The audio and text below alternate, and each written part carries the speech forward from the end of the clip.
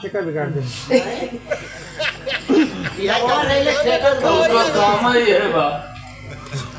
और शाम से ही कलाकारों को अपना आशीर्वाद दे रहे हैं। अरे वाह। संत मत अनुयायी आश्रम श्री मठगढ़वा घाट से श्री स्वामी जी के परम भक्त है माननीय महात्मा जी की ओर से बहुत सारा आशीर्वाद हमारे लिए भी आया है। हमारे सूरदास जी के लिए स्पेशल बहुत बहुत सादर नमन है। एक संत हमारे सूरदास जी भी हैं। मालिक तोहरा उद्धार करे। हाल में बसंत बीता है मालिक एकर उद्धार कर दिया एकर उधार ही चला था। विरह में चल रही भूमिका का भाव है कहना है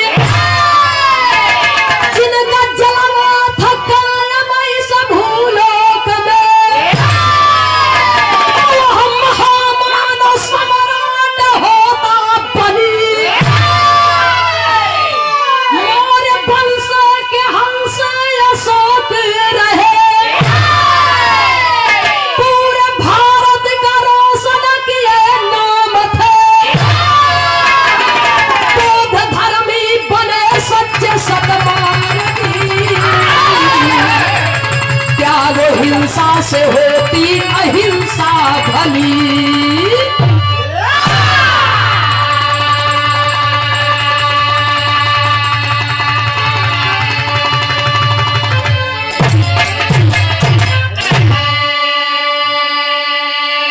बिरहा नया बा गलती होई तो क्षमा चाह भैया हो।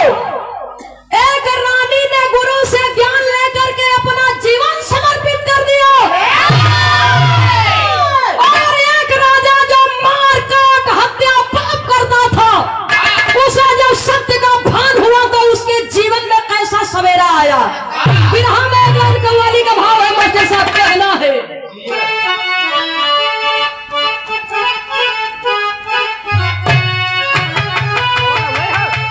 अरे सरफरोशी की तमन्ना तो सरफरोशी की तमन्ना अब हमारे दिल में है। सरफरोशी की तमन्ना अब हमारे दिल में है। सरफरोशी की तमन्ना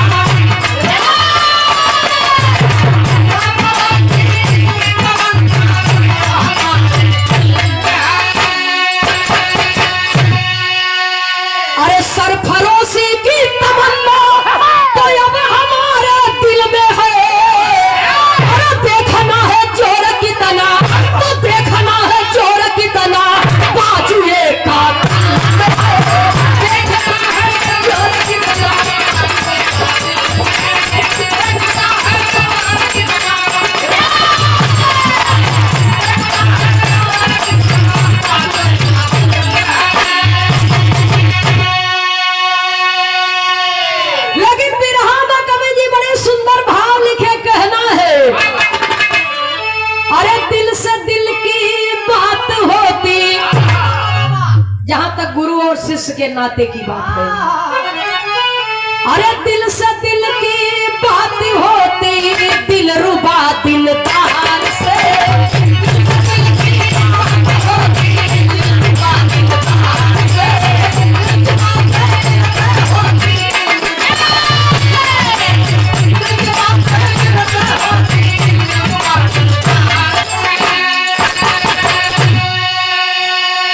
अरे दिल से दिल की बात होती तो दिल रुबा दिलदार से। अरे शमशीरों की प्यास बुझती तो शमशीरों की प्यास बुझती रक्त रंजित धार से। शमशीरों की प्यास बुझती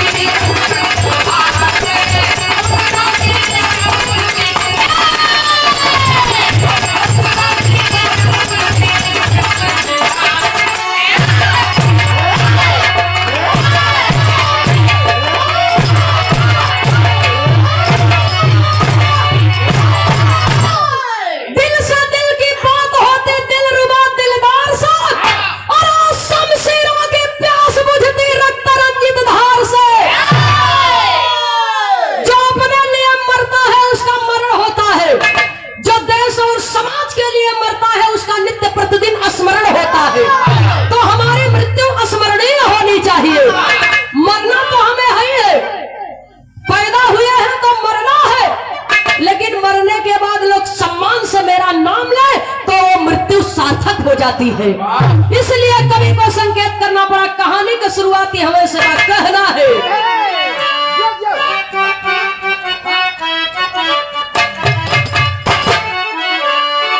और तनी बदल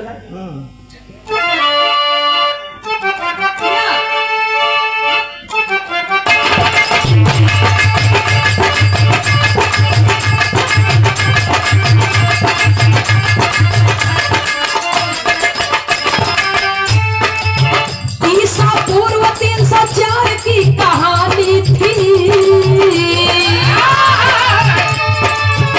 ईसा पूर्व 304 की कहानी थी।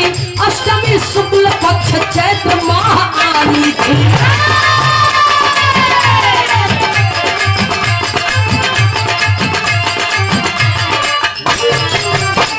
सुभद्रांगी बिंदुसार मगध देश के राजा। सुभद्रांगी बिंदुसार मगध देश के राजा। अशोक जन्म द्वारे पे बज रहा बाजा।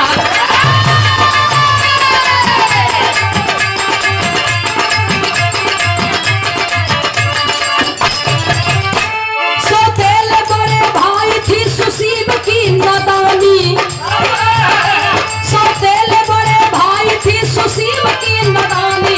एक ही साथ में आई है दोनों की रवानी।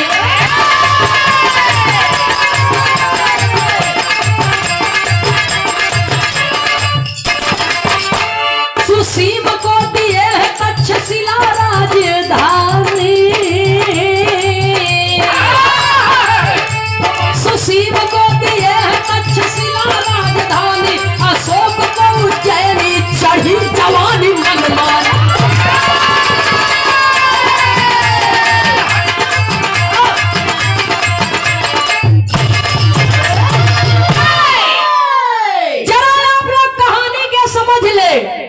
मगध देश के राजा बिंदुसार। बिंदुसार के दुल्हन सुभद्रांगी के कोख से एक बेटे ने जन्म लिया। जौने लड़का का नाम अशोक कुमार रखा गया। और अशोक के सौतेले भाई रहे सुसीम। अशोक से बड़े थे सुसीम। अशोक के सौतेले भाई सुसीम रहे। और सुसीम को राजा बिंदुसार ने तक्षशिला नगर का राजा बना दिए। अशोक को उज्जैन का राजा बना दिए। और जब अशोक अपने राजनगरी में जाने लगे तो रास्ते में विदिशा नगर पड़ा। विदिशा नगर सेठ की लड़की जिसका नाम संघमित्रा बताया गया। संघमित्रा से अशोक की शादी हुई। और जब अशोक की शादी हुई तो अपनी पत्नी को लेकर के साथ में अपने नगर में पहुंचे। और समय धीरे धीरे बीत रहा है। दोनों भाई अपने अपने राजधानी को संभाल रहे हैं। हर कुछ दिना बाद मगध देश के राजा बिंदुसार बीमार पड़ गए, और जब बीमार पड़ गए तो दोनों बेटवा का संदेश भेजवाए, अशोक के भी और सुसीम को भी। जब दोनों लड़का के संदेश भेजवाए तो सुसीम कौनो काम में उलझ गए, नहीं पहुंच पाए। अशोक पहुंच गए।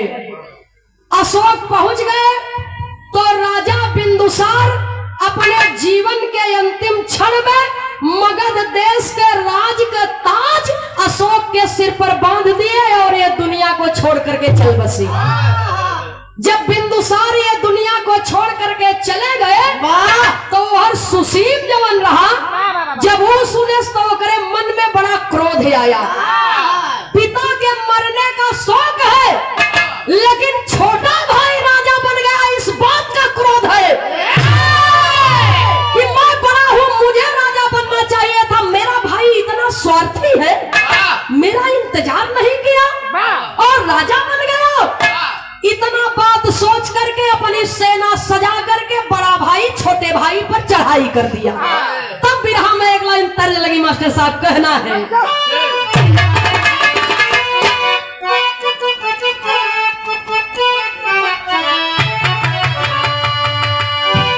अरे कवन करनवा, हे कवन करनवा, अरे सहारा भागे, तो कवन करनवा सहारा भागे रे पिया पपिया को गोलिया जहर लागे, पिया पपिया को गोलिया जहर लागे।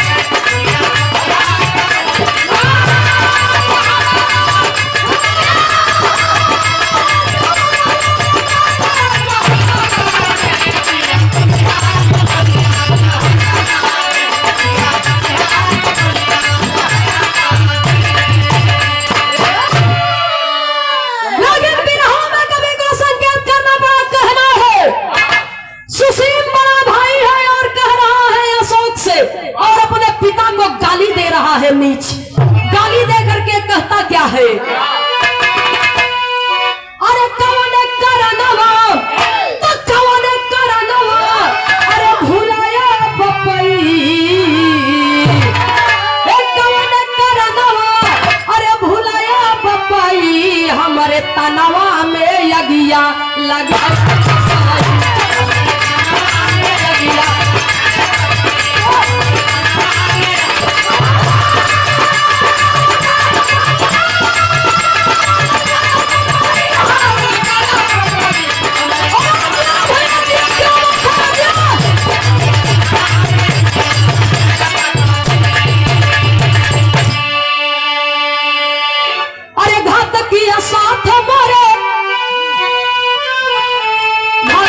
साथ मोरे छोटका बीरनवा,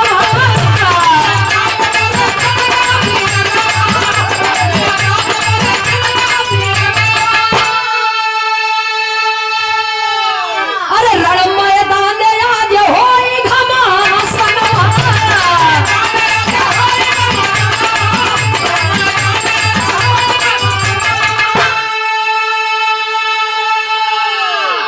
तो भाई भाई में झगड़ा हमारे तनवा में यगिया लगाया बपई। सुसीम अपनी सेना लेकर के चढ़ाई कर दिया, कहता है कि बाजी अशोक, तेरी इतनी बड़ी मजाल की तू इतना जल्दी में था राज पाने के लिए, मेरे बगैर आए पिता का अंतिम संस्कार भी कर दिया और राज्य का राजा भी बन गया, लेकिन हम तोहरे भाई है, सौतेला ही सही लेकिन है तो तोहरे भाई, लड़के तो के मुआ के तब राजगद्दी ले। चला पाजी अपनी सेना सजा करके बिरहा में एक लाइन बड़ी बेजोड़ तर्ज लगी, जेकर कोनो जोड़े नहीं आज तक। कैसे भैया हो कहना बा,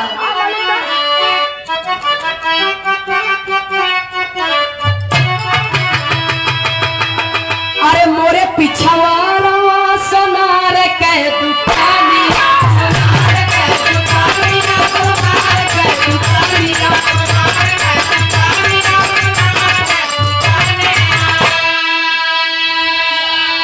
नथिया गढ़ावे तीन पतियन के, नथिया गढ़ावे तीन पतियन के, अब बड़ी नीक लाग गीत अवरातियन के, बड़ी नीक लाग गीत अवरातियन के, बड़ी नीक लाग गीत अवरातियन के, बड़ी नीक लाग गीत।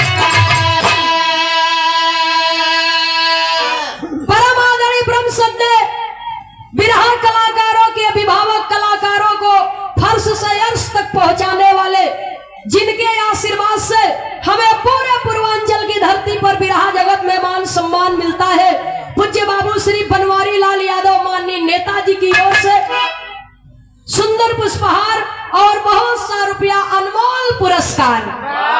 ये दुनिया में रुपया का गिनती है लेकिन आशीर्वाद की गिनती नहीं होती है। ये अनमोल आशीर्वाद है। बहुत बहुत आपके श्री चरणों में मैं प्रणाम करती हूँ, नमन करती हूँ और आशीर्वाद दे कि हम बच्चे अपने कला के क्षेत्र में हमेशा कामयाब रहे और जब तक जिए बिरहा जगत में आप सबकी धरोहर को बरकरार रखे, जीवित रखे और बिरहा के सम्मान को हम लोग बचाने में कामयाब हो, यही आशीर्वाद की कामना है। बहुत बहुत सादर नमन, उपस्थित सकल पंच को सादर नमन। जय भीम, जय भारत, नमो बुद्धाय। और ये पुरस्कार हमारे बिरहा मीडिया प्रभारी कमलेश वर्मा जी के करकमलों द्वारा हमारे मंच तक पहुंचा है। बहुत बहुत आपको सादर नमन करती हूँ, प्रणाम करती हूँ। सुनने वाले श्रोता सज्जनों, इतना तरज कलाइन बात, लेकिन बिरहा के अंदर कवि को संकेत करना पड़ा, कहना है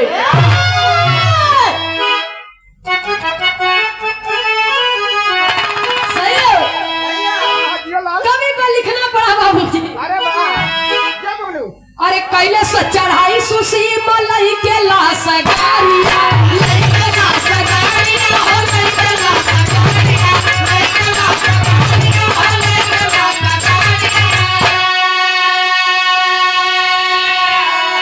तत्ते गा चलै लगे तू ना हो पिरानवान में, तत्ते गा चलै लगे तू ना हो पिरानवान में, और रक्त धार उड़े जामिया सपना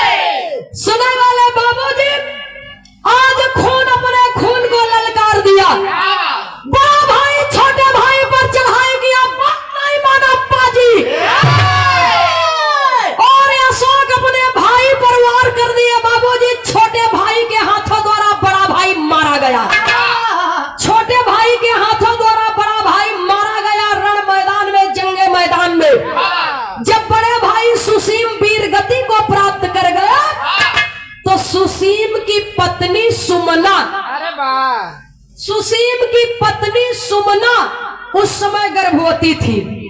जिस समय उसका पति मारा गया था उसके देवर के हाथों से, सुसीम की पत्नी सुमना गर्भवती थी और सोचने लगी कि मैं तो विधवा हो चुकी हूँ, इस बच्चे का पिता इस बच्चे के इस दुनिया में आने से पहले ही चला गया।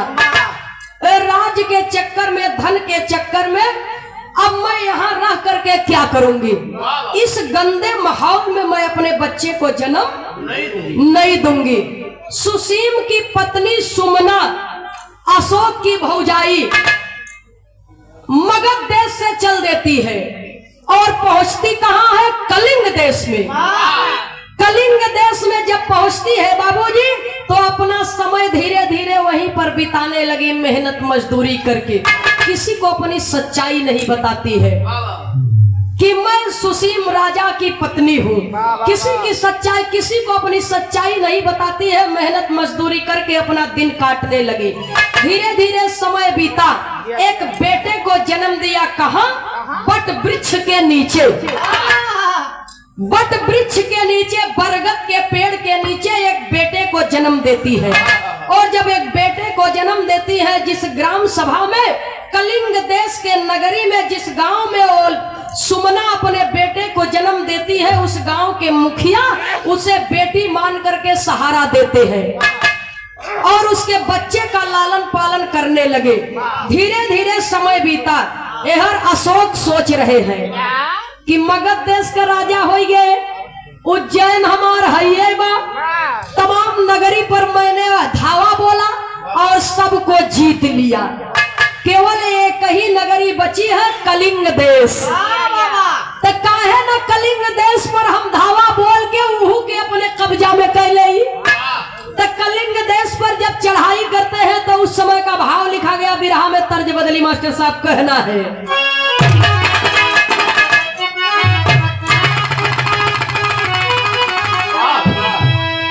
ये कौनो पिक्चर के गाना है।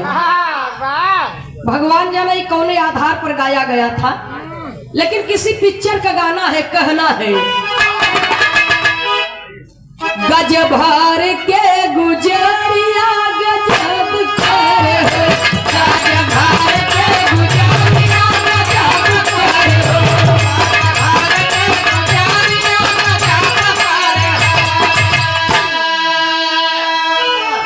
और जवानी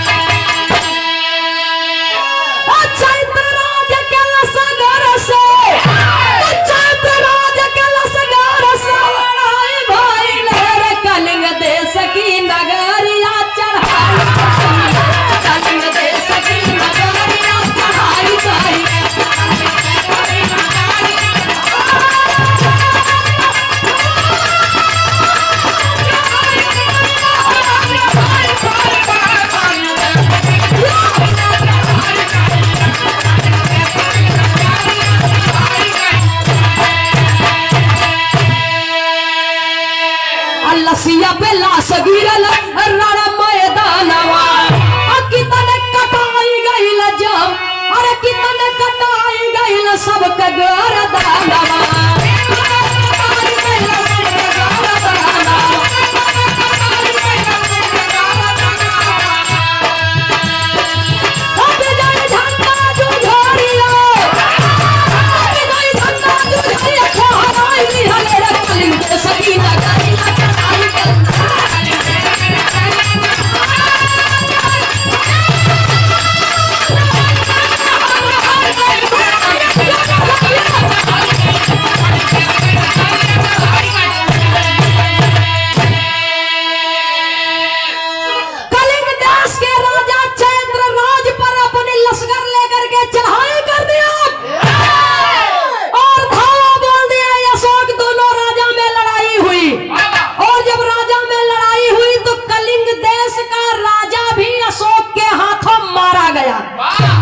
अनगिनती सेना मारी गई और जब लड़ाई होने लगती है बाबूजी, तो एक तरफ अशोक की सेना, एक तरफ राजा चैत्रराज की सेना, और इतना भीषण भयंकर युद्ध देख करके सेना में खलबली मच गई।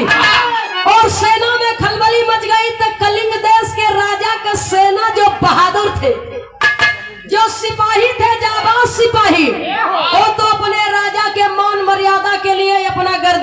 दिए। वो मन से कुछ कायर भी रहे, तो जब कायर टाइप का रहे उन्होंने सोचा था ने भाई रजवा सबके मुआए, एक काम करो चलो भाग चली। चला भाई मेहरारू का केला है हम। बाबू क्या कर रहा है? आए पूछो घबरा जी न किल्लई है दो किल्लई है तू तो योगा हमारे संगे ढोल बजावे भैया। जितना और सिपाही रहे भगौड़ा टाइप के उन्होंने सोचा था चला भाग चली नहीं मर गया बिना बहुत के कोनो काम के न हुए। मेहरारू लड़का या नाथ हो जाए भाई साहब राजा गए ऊपर पर है।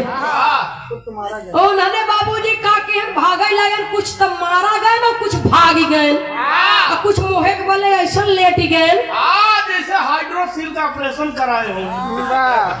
इनकर देखा पहले वही मरीज रहे।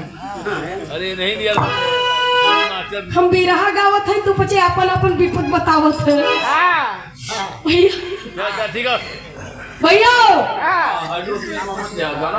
मजा मत करेगा भाई। नहीं यही सब तो मजा लगा वही वाले हैं। सुनने वाले श्रोता सज्जनों तो राजा साहब के सिपाही और तो भाग गए और तो मर गए और जवान डरपोक टाइप करे उन्होंने ऐसा लेट गए उन्होंने के ऊपर से घोड़ा दौड़ावत चला जा कोनो था पता उनके नहीं बा हाथी घोड़ा के कचरे कुचरे बचा रहा तो चला सलीमा हाल ऊपर कह लेता है। राजा के हाथों राजा की मृत्यु हुई और न जाने कितने निर्दोष सिपाही रण क्षेत्र में मारे गए बाबूजी। न जाने कितने निर्दोष सिपाही रण क्षेत्र में मारे गए और राजा भी मारा गया, वीर गति को प्राप्त हो गया। लड़ते लड़ते लाशों का ढेर लग गया, चारों तरफ से मार मार करके खरिहान कर दिए। इस तरफ के भी सिपाही मारे गए और उस तरफ के भी सिपाही मारे गए। अंत में अशोक अपनी पत्नी को लेकर के अपने बच्चों को लेकर के कलिंग देश के राजा के महल में प्रवेश किए। महल में प्रवेश किए और सबसे ऊपर वाले कोठरी में जा करके वहां झरोखे से चारों तरफ का नजारा देख रहे हैं। और जब चारों तरफ का नजारा देख रहे हैं तो दृष्टि कहाँ गई? रण मैदान में जहां पर लाशें बिछी हुई है। रण मैदान में जब अशोक की नजर पहुंची तो वहां देखते क्या है, एक छोटा सा मात्र 6-7 वर्ष का बालक, एक छोटा सा मात्र 6-7 वर्ष का बालक वो लाशों की ढेर पर से गुजरता हुआ चला आ रहा है। लाशों के ऊपर से गुजरता हुआ चला आ रहा है और उसके माथे पर तनिक भी डर का शिकन नहीं है। अशोक देख रहे हैं, खिड़की से झांक रहे हैं और लड़का इतना बहादुर, इतना बलीन, इतना हिम्मती बा कि वही लसिया पर से चढ़ के आवत बा और जहां सोचत बा कि तनी मनी ये लोगन का सांस चलत बा वो लसिया के उठाए के पलट देत बा और सबके देखत ताकत बगल करत ऐसे पैर से हटावत वहीं पर से चढ़ के चला जात बा। अब जब अशोक देखे तो दूठे सिपाही भेज के वो लड़कवा के पकड़वा लिया अपने दरबार में और जब दरबार में ले आकर के खड़ा कर दिया तब अशोक उस बच्चे से सवाल करते सवाल क्या करते हैं? तर्ज लगी बुंदेलखंडी, कहना है मास्टर साहब।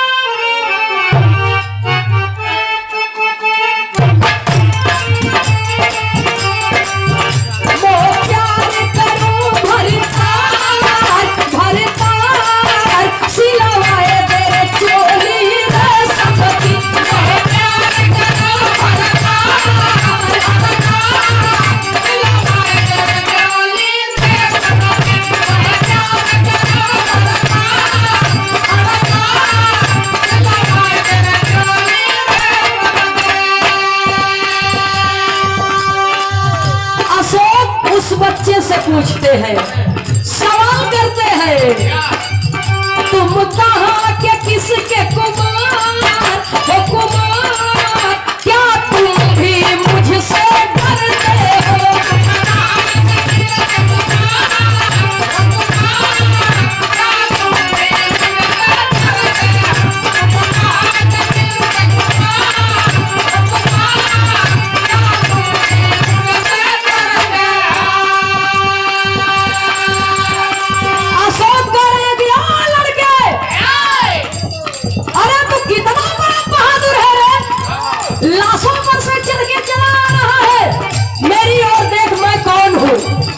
तू भी मुझसे डरता है?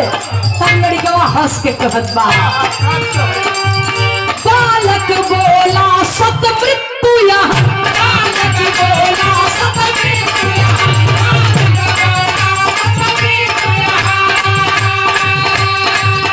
उसके सम कोई असतित्व कहा, उसके सम कोई असतित्व कहा, उसके सम कोई असतित्व कहा। मेरे चित्त का किया संहार, संहार, मेरा सारा दुख तुम्हारे हो। मेरे चित्त का किया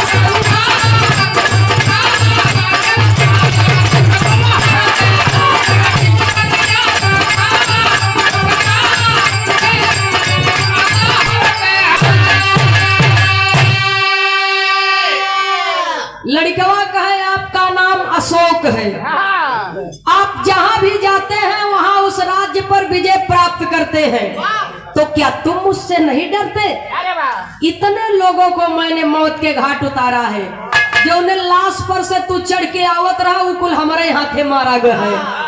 जब इतना बतिया सुना तो लड़कवा कहे राजा साहब, बालक बोला सत्य मृत्यु यहाँ, उसके सम कोई अस्तित्व कहा। मरना तो है ये अटल सत्य है, और मृत्यु के सम किसी में कौन सी सामर्थ्य है। मैं आपसे नहीं डरता, मेरे पिता का किया संहार, आपने तो मेरा उद्धार कर दिया, मैं आपसे क्यों डरूं? तेरा उद्धार कर दिया? कहे हाँ, आपने तो मेरा उद्धार कर दिया, आपके हाथों मेरे पिता सुसीम की मृत्यु हुई। अरे वाह, मैं उनका बेटा हूँ, आप मेरे चाचा हैं। आपके हाथों से मेरे पिता सुसीम की मृत्यु हुई। मेरी माँ का नाम सुमना है। यदि आज मेरे पिता जीवित होते वाह वाह वाह, तो आने वाले समय में मैं उनके गद्दी का उत्तराधिकारी बनता।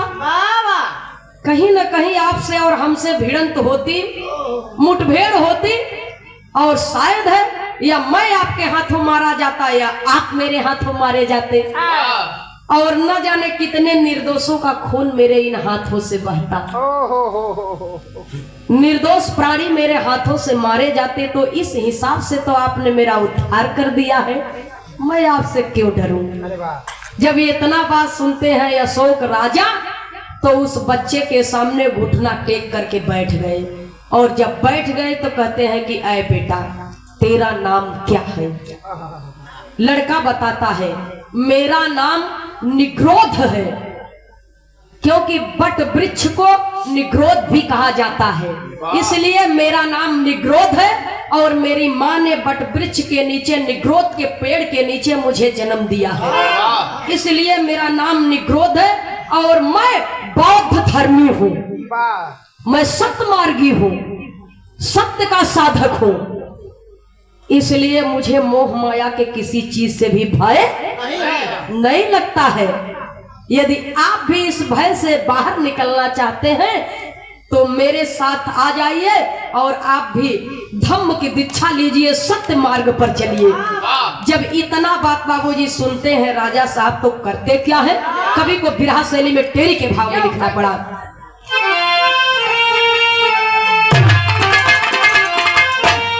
अरे राम, अरे अहिंसा से चलई वही देशवा, प्रभु अहिंसा से चलई वही देशवा, श्रावण वचन से कटी है निरपति के काले सारा।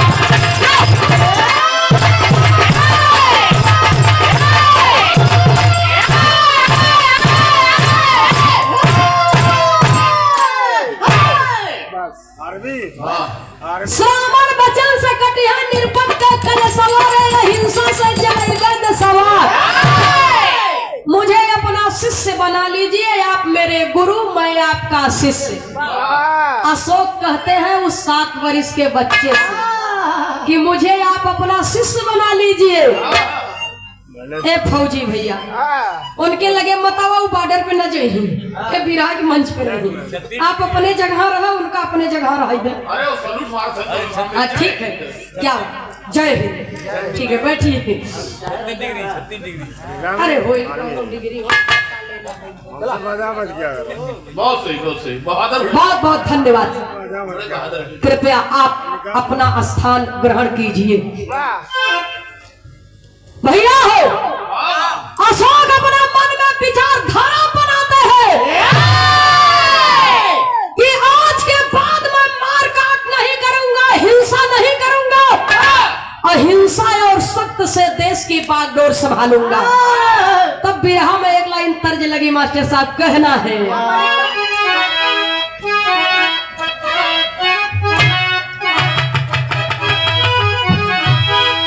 पुरान चीज का वो पुरान नहीं होते। जब सतगुरु के शरण में नतमस्तक हो जाते हैं तब इस गीत को लिखना पड़ा कवि को। अरे फूल तुम्हें भेजा है खत में, फूल तुम्हें भेजा है खत में, फूल नहीं मेरा दिल है, फूल तुम्हें भेजा है खत में, फूल नहीं मेरा दिल है, फूल तुम्हें भेजा है खत में, फूल नहीं मेरा दिल है। प्रीतम मेरा खत में लिखना क्या ये तुम्हारे काबिल है, फूल तुम्हें भेजा है खत में, फूल नहीं मेरा दिल है, फूल तुम्हें भेजा है खत में, फूल नहीं मेरा दिल है। लेकिन जब सदगुरु के शरण में पहुंचते हैं, अशोक नतमस्तक होते हैं, उस समय का भाव कितना प्यारा है। दिल से दिल की दिल से बात होती, दिल की बातें सुनकर दिलवर दिल रोया आहे भर कर,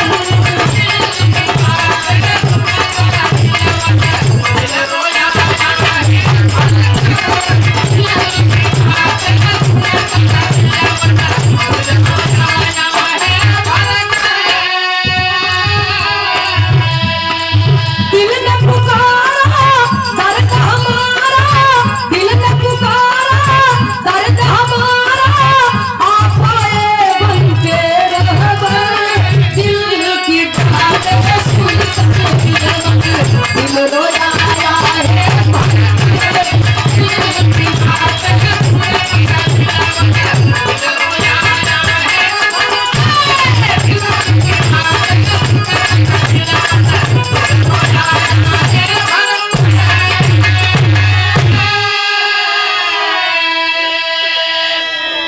अशोक का हृदय रो रहा है, वाह वाह वाह। अशोक की आत्मा रो रही है।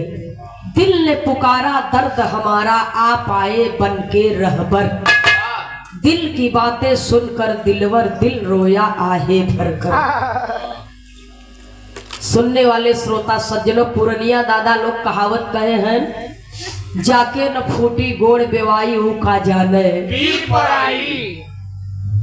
जिस दर्द से गुजरा था वो बेटा, जिसके पिता उसके दुनिया में आने से पहले ही इस दुनिया को छोड़ करके चले गए, जिसकी माँ रानी होते हुए भी नौकरानी की तरह जिंदगी बिताया, आज उस बेटे की बात सुन करके अशोक का हृदय द्रवित हो गया, नेत्र सजल हो गए और नैनों से प्रेम और पश्चाताप के आंसू छलक पड़े। प्रेम और पश्चाताप का आंसू छलक पड़े। चरण को पकड़ लिए कि आप मेरे गुरु, मैं आपका शिष्य। हाय हाय हाय। संत शिरोमणि रविदास जी की शिष्या बनी मीराबाई। शिष्या होने का फर्ज निभा दिया और भक्ति को सार्थक कर दिया, और आज एक छोटे से बच्चे से ज्ञान पा करके अशोक का जीवन कृतार्थ हो गया। तब अशोक से वो बेटा कहता है कि आप मेरे गुरु के पास चलिए, आप मेरे गुरु के पास चलिए और श्रावण वचन से आपका सारा पाप धुल जाएगा, और आप अहिंसा से देश को चलाने की बात करते हैं, ये प्रतिज्ञा आपकी कामयाब होगी। इतना बात कह करके वो 7 साल के बालक ने अपने चाचा अशोक को लेकर के अपने गुरु के पास गए और बौद्ध धर्म की दीक्षा शिक्षा दिला करके उन्हें परिपक्व कर दिए और ज्ञान की दीक्षा लेकर के अशोक चले। जब अपने महल की ओर चले तब कवि को संकेत करना पड़ा, पकड़ के लाइन में लिखना पड़ा, कहना है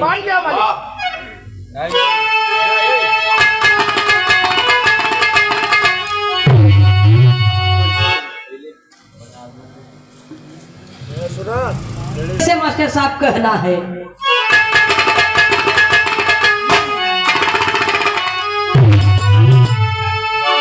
अरे अशोक की दीक्षा 10वीं रहल निशानी दुनिया जानता। हे अशोक की दीक्षा 10वीं रहल निशानी दुनिया जानता। अवारे बताए छल से नई कहानी दुनिया जानता।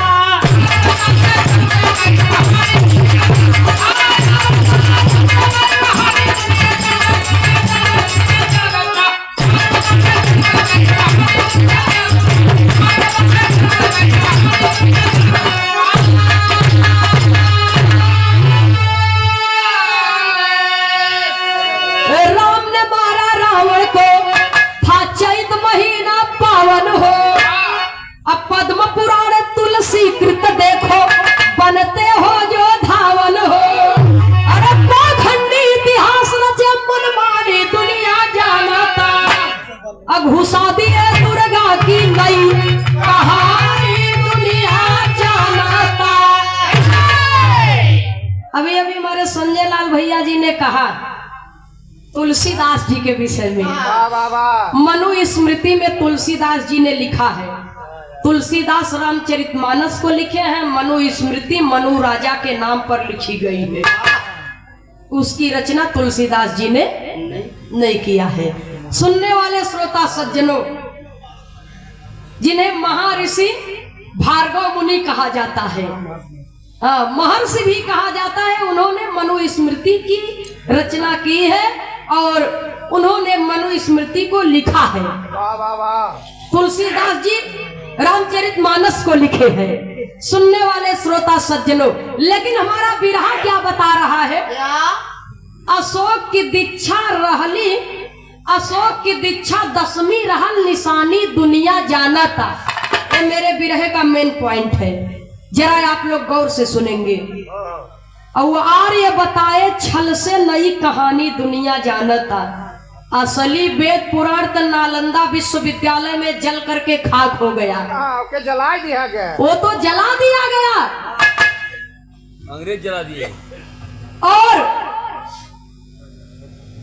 उसमें असलियत जल करके भस्म हो गई। आर्य विदेशी लोग भारत में आए बिजनेस करने के लिए और यहाँ के लोगों को सीधा साधा भोला भाला समझ करके देशवई पर कब्जा कर लिए। और जब देश पर कब्जा कर लिए तो कवि को संकेत करना पड़ा। जरा गौर करेंगे साथियों, हमारे इलाहाबाद में एक कहावत बा,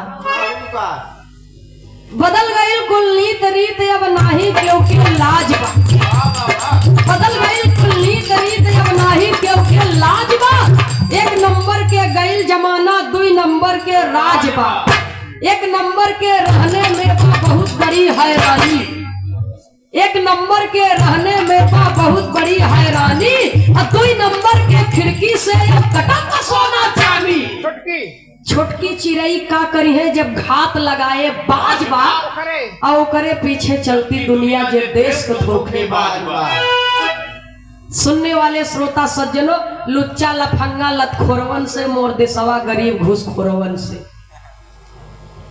एक जमाना ऊ रहा, अंग्रेज यहाँ रहे, देश आजाद भर। एक जमाना ऊ रहा कि लड़का अगर पढ़े लिखे रहे, उनकर नौकरी लगे सरकारी में, तो महतारी कहे हैं बेटावा पढ़ाए है विदेश जाई बरे, नौकरी करे बरे। एक जमाना ये आई गे कि डिग्री ले ले टहरत है, सफाई कर्मियों में फेल हो जाते हैं। सुनाई वाले बाबूजी, एक जमाना ही आई गे बाटे सुनने वाले श्रोता सज्जनों, तब कवि को संकेत करना पड़ा, आल्हा के लाइन में लिखना पड़ा, कहना है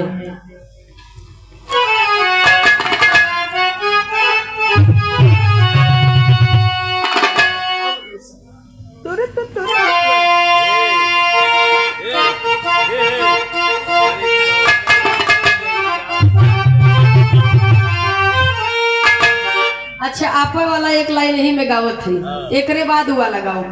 आल्हा में पहले जवाब सवाल हो, ज्यादा हमारे नहीं आवत लेकिन थोड़ बहुत आवत है। कैसे मास्टर साहब? अरे